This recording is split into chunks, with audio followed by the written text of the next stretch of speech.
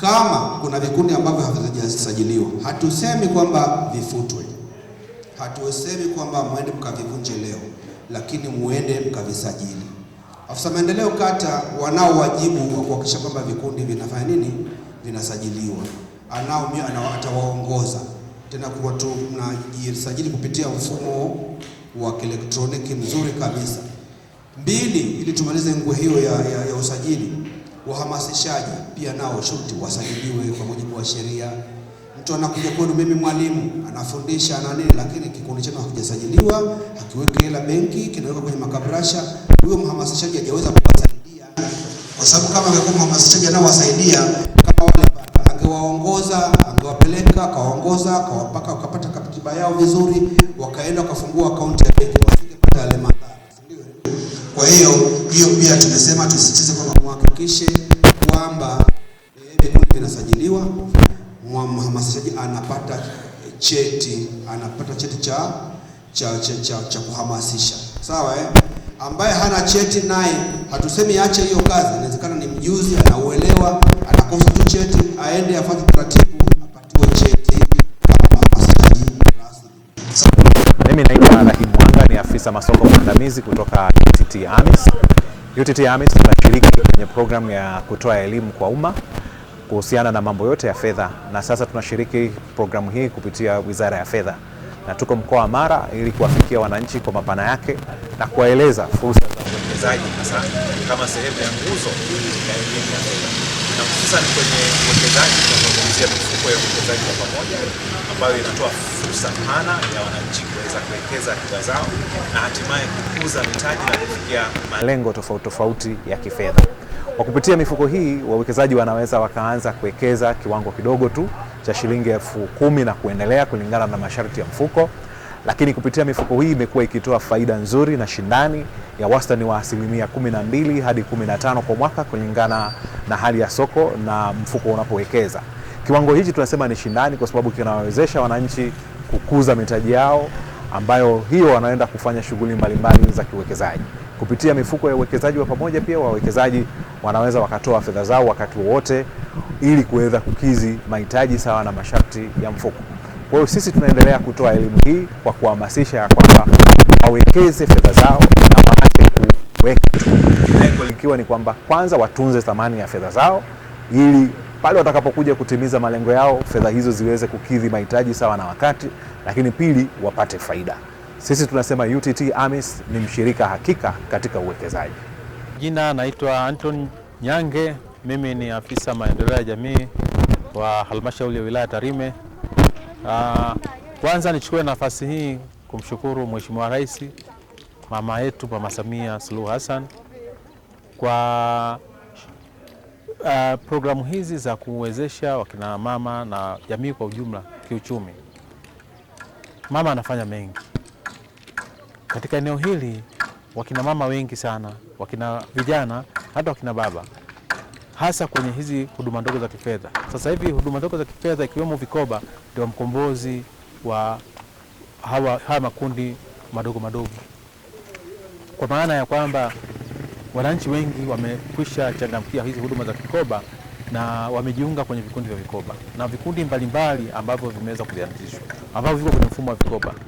Lakini awali walikuwa wanajiendesha wenyewe vijijini holela, lakini sasa hivi serikali imeleta mfumo mzuri kabisa wa huduma ndogo za kifedha ambavyo unafanya utambuzi na hatimaye wanaratibiwa kwa utaratibu ambao umeandaliwa.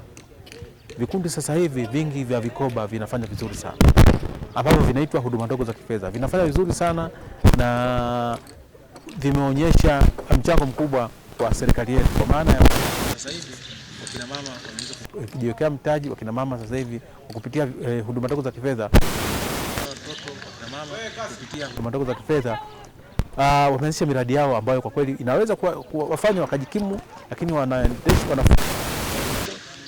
huduma mbalimbali, lakini hata ndoa nyingi sasa hivi zimeimarika sana. Na wali tulikuwa tunaona wakina mama walikuwa wanapiga kelele kwamba wanapigwa, lakini sasa hivi makelele ya kupigwa yamerudi kwa kina baba. Si kwa maana kwamba kina baba wanapigwa kwa maana ya ugomvi, wanapigwa kiuchumi, kwa sababu uchumi mkubwa uko kwa kina mama. Mimi nishukuru serikali kuhakikisha kwamba uratibu huu wa huduma ndogo za kifedha. Leo hii tulikuwa na wiki nzima tulikuwa tunafunza kumapokea wenzetu kutoka Wizara ya Fedha, UTT na NSSF kwa ajili ya kujengea uwezo vikundi vya huduma ndogo za kifedha kwenye eneo la kuboresha shughuli zao. Niwashukuru serikali kwa kuliona hili. Sasa hivi naamini kwamba wengi watakwenda kutumia yale mafunzo ambayo wamepata kuboresha hizi shughuli, lakini baadhi yao pia watajiunga na mifuko ile ya NSSF kwa sababu ya kupokea zile product ambazo zinatolewa na NSSF. Tunaambiwa kuna huduma za matibabu, kuna huduma za kujiwekea akiba na huduma mbalimbali. Mimi nishukuru serikali ya Jamhuri ya Muungano wa Tanzania kwa jitihada hizi ambazo wamefanya kuhakikisha kwamba mwananchi anatokana na umaskini. Asante sana. Kwa majina naitwa Benjamin Mesha Kimunge, ni kijana mmoja wapo katika vijana ambao natokana na kikundi cha BD Group ambacho kipo kwenye kijiji cha Nyamwaga, lakini pia kwenye kata hii ya Nyamwaga wilaya Tarime ambapo tunaita Tarime DC kwa sasa hivi. Mimi kama kijana leo tumekuwa na semina ambayo nimejifunza mambo mengi sana. Ukiangalia sisi vijana tumeshindwa kuwa na uwekezaji, lakini nimejifunza leo kupitia semina hii ambayo tumejifunza leo.